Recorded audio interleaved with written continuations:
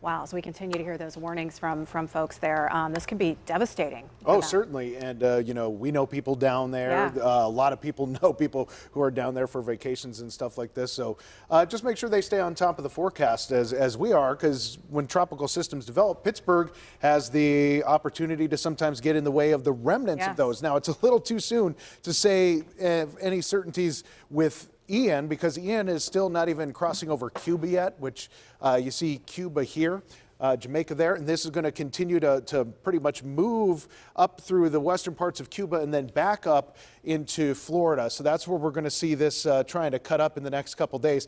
And it's going to be a few days of this where you start feeling the impacts with the surf getting picked up, the winds starting to pick up, and the rain coming in.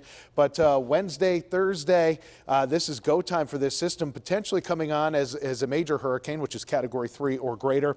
And then once these hit land, they quickly lose some of their wind speed, but they still have plenty of the other characteristics that make these dangerous storms, including the heavy rain, still strong winds, and sometimes some tornadoes get spawned by a storm system like this. And you can see it's trying to travel up the East Coast, and that cone of uncertainty gets pretty wide south of Pittsburgh, so it's a little too soon to say if we're going to see any impacts, if any, from this storm. Now, we have our own system here, which isn't quite as bad. It's just giving us little spotty showers and a couple little pockets of hail develop, but you can see not a whole lot in the way of rain, just this little spotty precipitation around, and this is going to be with us for the next couple of hours. And one of those showers is cutting right outside the city, right through the North Hills. This is going to be moving through Ross, right along the Parkway North, and then continue its way off eastward, and there's another cluster there. So you can see the real contrast in the skies, where it's real dark in the background,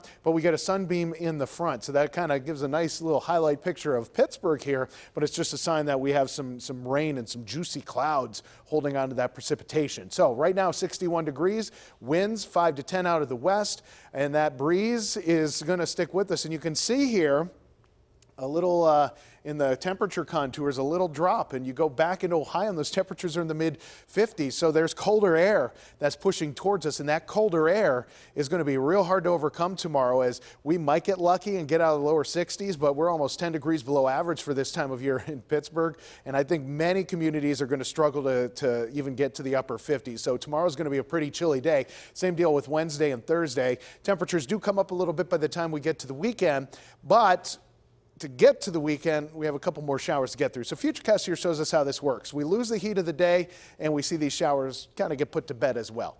Tomorrow, we'll wake up to a little sunshine. Clouds are going to build back in, and during the afternoon, we're going to see these spotty showers developing again as that low is slow to move out of here.